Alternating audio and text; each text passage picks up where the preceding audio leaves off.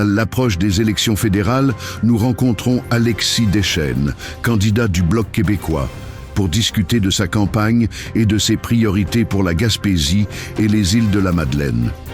Il aborde les enjeux locaux, les critiques envers sa principale adversaire, Diane Leboutillier, et les propositions de son parti pour l'économie régionale et le soutien aux aînés. Il nous explique pourquoi, selon lui, les électeurs devraient choisir le changement et lui faire confiance.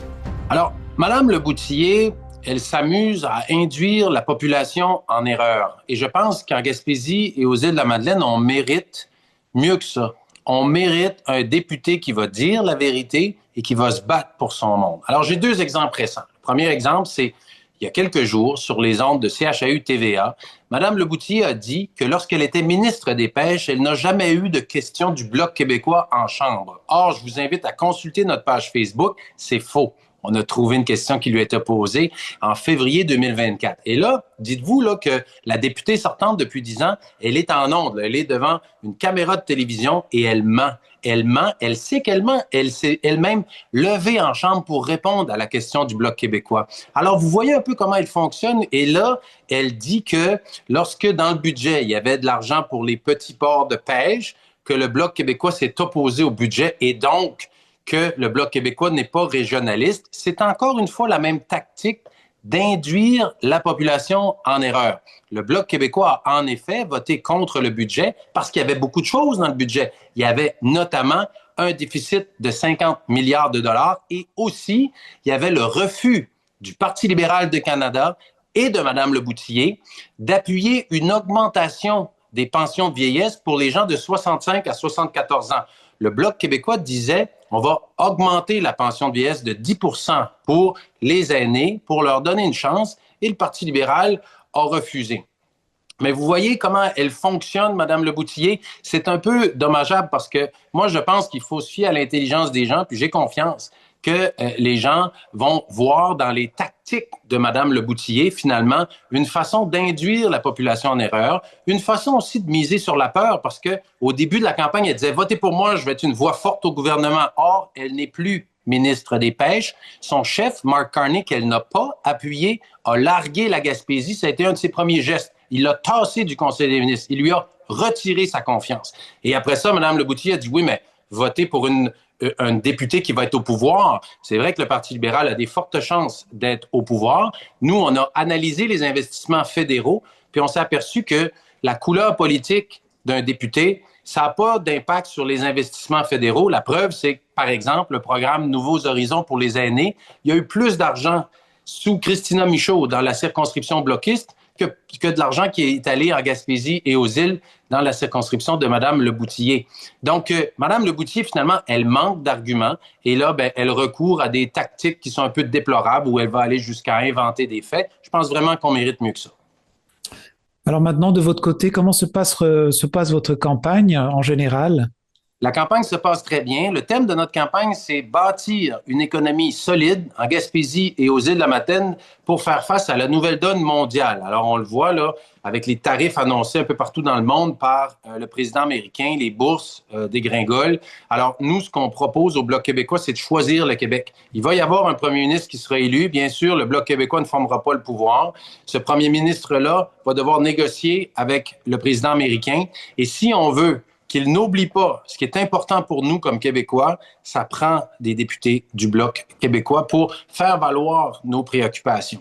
Maintenant, ce que je veux faire, moi, comme député fédéral de Gaspésie, de la Madeleine, Listigouche, c'est de bâtir une économie solide. Donc, on a fait déjà plusieurs propositions concrètes. D'abord, aller chercher du financement pour que nos pêcheurs puissent aller faire des missions de commercialisation à l'étranger. Donc, parce que présentement, c'est 80% de nos produits de la mer qui se dirigent vers les États-Unis. Donc, le partenaire américain est beaucoup moins fiable qu'il ne l'était. Il faut donc trouver de nouveaux partenaires économiques. Et ça, c'est une revendication qu'on a pour le domaine des pêches. Pour le domaine de la forêt aussi, on veut soutenir l'industrie forestière. On a été épargné la semaine dernière par les tarifs, mais il y a des droits compensatoires et il y en aurait d'autres qui arriveraient peut-être à l'automne. Alors, nous, ce qu'on veut, c'est que le gouvernement fédéral soit obligé d'inclure plus de bois d'œuvre d'ici dans les constructions qu'ils financent. Alors, c'est une façon de donner plus de débouchés. Puis on va aussi se battre pour qu'il y ait des programmes d'aide adaptés à notre industrie forestière gaspésienne. Un autre axe de notre campagne, c'est d'augmenter notre productivité. Donc, c'est ça, bâtir une économie solide, c'est de trouver des façons qu'on soit plus productif. Puis une des façons de le faire, c'est avec un service de train passager.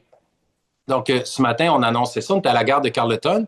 En 2013, Via Rail a cessé de desservir le tronçon Matapédia-New Carlisle en disant que le rail était plus sécuritaire. Or, le rail, il sera maintenant sécuritaire et fonctionnel jusqu'à Port-Daniel au mois de septembre prochain. Et Via Rail refuse de reprendre le service. Alors, moi, je m'engage à mettre de la pression sur Via Rail, de faire toutes les représentations nécessaires pour que le service reprenne. Parce que, présentement, c'est une insulte aux Gaspésiens. On est floué dans cette situation-là parce qu'on contribue avec nos impôts au gouvernement fédéral et le fédéral a donné en 2024 plus de 400 millions de dollars à Via Rail en lui disant c'est pour que tu fasses ta mission d'assurer des liaisons régionales. Via Rail le reconnaît elle-même que c'est au cœur de son mandat d'assurer une liaison régionale et donc on a aussi investi comme Gaspésiens là, avec l'argent de nos impôts pour remettre le rail en état. Donc, il y a des centaines de millions de dollars qui sont investis pour refaire le rail, pour aider Via Rail. Alors, il est absolument inadmissible que Via Rail ne reprenne pas le service de train de passagers jusqu'à New Carlisle dans les meilleurs délais et par la suite jusqu'à Gaspé lorsque le tronçon sera complété. Et de ce côté-là, ce qu'on a vu de la part de Mme Leboutillier, qui est députée depuis 10 ans, c'est des propos où elle a finalement dénigré les gens qui se battaient pour le retour du train. Elle a dit dès 2015, c'est pas ma priorité, ça va être l'avion avant le train. Après ça, elle a dit, j'embarquerai pas, moi, dans un train. Et en 2023, elle a dit à ceux qui se battaient pour qu'on prolonge le tronçon jusqu'à Gaspé, en tout cas, bonne chance, de façon sarcastique. Alors, Mme Leboutillier, non seulement induit la population en erreur, mais elle ne défend pas les citoyens gaspésiens face à Via Rail. En fait, ce qu'elle fait, c'est qu'elle travaille avec Via Rail pour nous décourager de nous battre pour le minimum, dans le fond, qui est notre droit. On paye pour un service de train passager. Il me semble qu'on devrait l'avoir. Alors, ça fait partie là, des propositions qu'on a exposées jusqu'à présent. Bientôt, on va aussi faire une sortie sur l'assurance-emploi.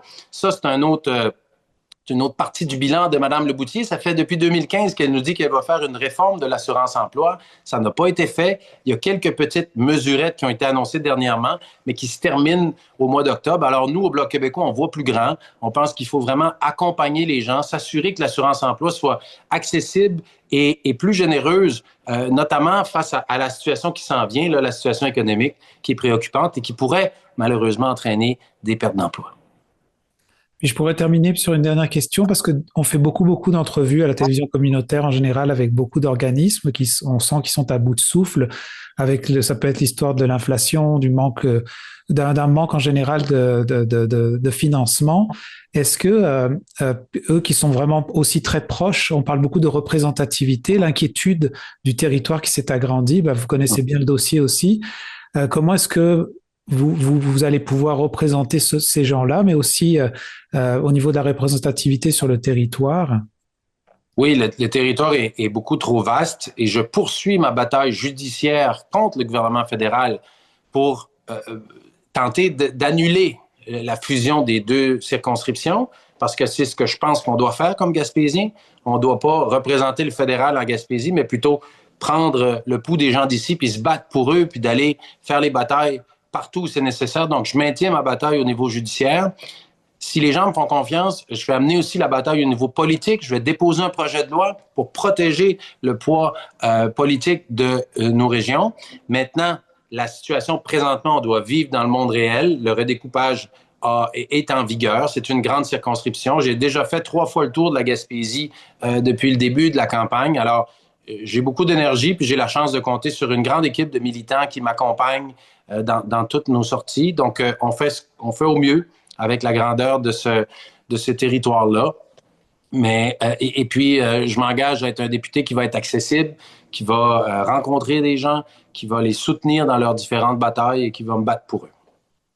D'accord. Vous voulez dire que dans le fond, ce serait quoi les actions qui pourraient aider justement à sortir un petit peu j'allais dire, de tout ce qui est un peu à bout, on va dire en général par rapport aux organismes à but non lucratif? Ben, pour ce qui est des organismes communautaires, c'est davantage de compétences provinciales. Nous, par rapport au coût de la vie, nos propositions touchent beaucoup les aînés. Donc, on a différentes propositions, notamment pour ne pas pénaliser fiscalement les aînés qui retournent au travail, par exemple. Et une autre de nos propositions importantes, c'est de rehausser le montant de pension de vieillesse de 10% pour les aînés de 65 à 74 ans. On pense que les aînés nous ont donné beaucoup. Il faut les traiter avec dignité. Ce sont des gens aussi qui ont une difficulté d'augmenter leurs revenus. C'est pas tout le monde. Alors souvent, à 65 ans, on a arrêté de travailler. Alors on a un souci particulier d'accompagner nos aînés et de faire en sorte qu'ils soient un peu plus confortables. En quelques phrases pour terminer, pourquoi est-ce que les gens qui seraient encore hésitants voteraient pour le Bloc québécois? Il y aura un gouvernement qui sera choisi à Ottawa.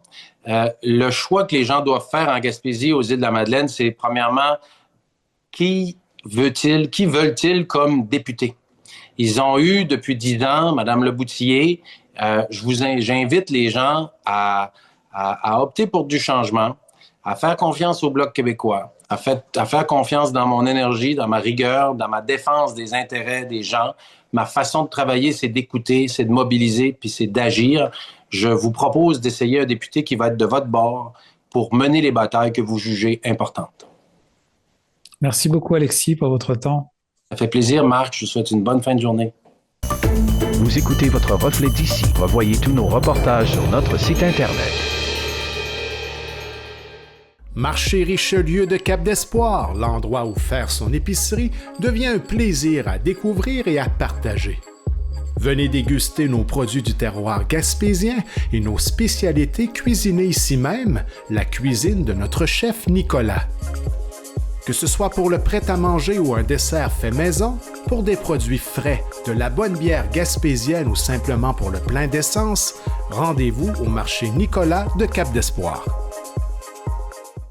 La Caisse Desjardins du littoral gaspésien, point de service de Grande-Rivière, Cap-d'Espoir, Sainte-Thérèse et Percé, les spécialistes en services financiers. Pour des conseils d'experts, venez rencontrer nos spécialistes en finances personnelles ou d'entreprise. La Caisse Desjardins du littoral gaspésien est là pour vous et pour sa communauté.